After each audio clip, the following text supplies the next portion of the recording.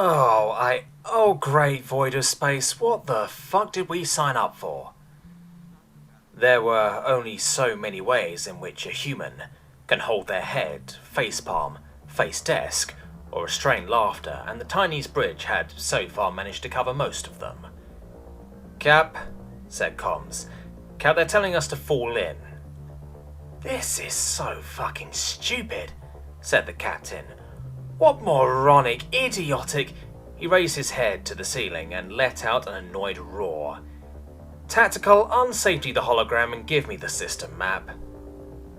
It was a textbook arrangement, if the textbook by which the battle was being run had a publication date of around 1850 Earth calendar and was, in fact, published on Earth.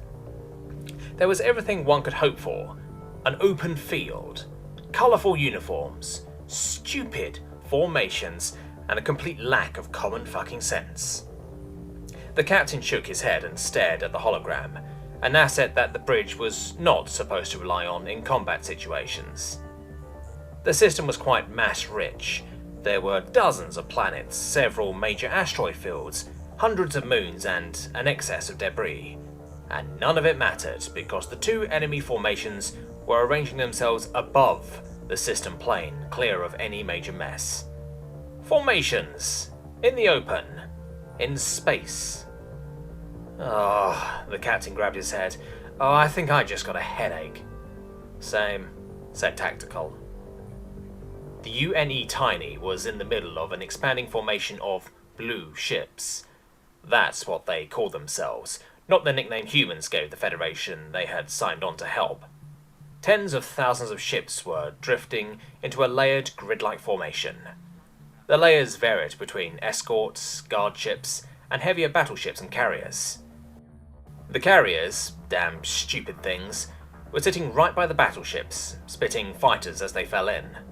The fighters joined the forwardmost layer and began to drift, waiting for the rest of the fleet to form up. Behind this multi-light-second formation of stupidity were the brew freighter, repair and resupply ships. The cluster of unarmed service craft huddled together, keeping the giant formation between themselves and the enemy. On the other side of the system, an equally idiotic view was unfolding to match the blues. Red craft were arranging themselves in a slightly different, but equally stupid formation. Fuck this shit, I'm out, said the captain. Navigation, turn us around, get us out of the solar well, and put us into warp. Thank the void, said navigation. The Supreme Grand Admiral of the Blue Federation watched the human ship flee. Unsurprising. It was, in fact, a bit surprising. First, the grand nature of his fleet was a well-known morale factor, one that had yet to fail. His ships didn't flee. Second, the human military hadn't given him the impression of being dishonorable or cowardly, which is what the UNE cruiser Tiny was being. Oh well. He turned back to his hologram.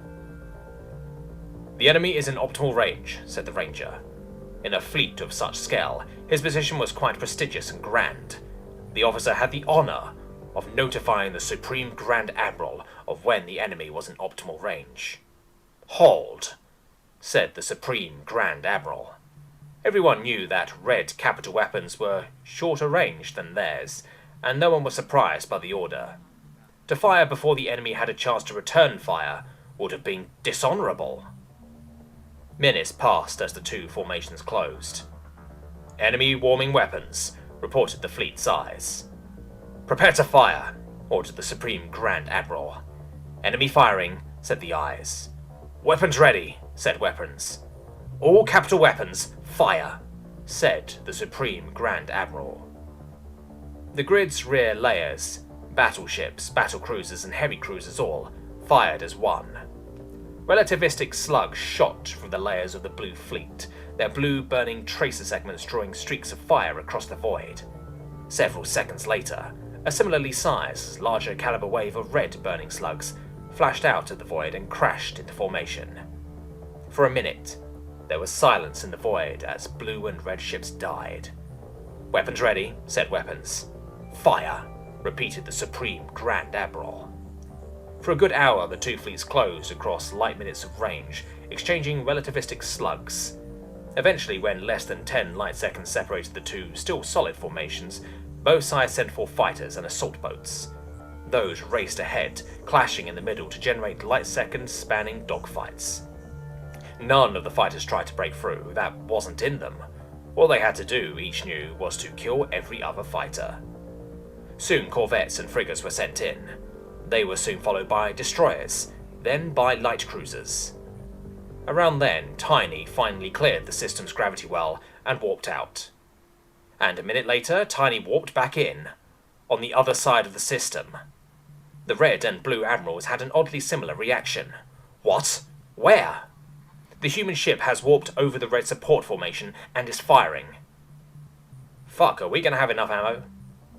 Maybe, said Tactical. I'm overriding the missile code and ordering the submunitions to all go after different ships. We have 120 missiles, 7 warheads each.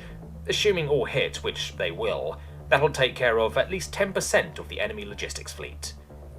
They don't have point defense, do they? Nope.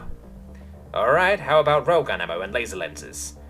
Might run out of lenses, but we'll be good on the railguns. Also, said Tactical, I recommend we employ the CIWs. For what? Killing ships. I mean, they aren't actually evading. A short burst per ship should do the trick. The captain took off his glasses with one hand and used the other to facepalm. Go ahead. The UNE Tiny shuddered as metal, fire, and light began to erupt from its hull.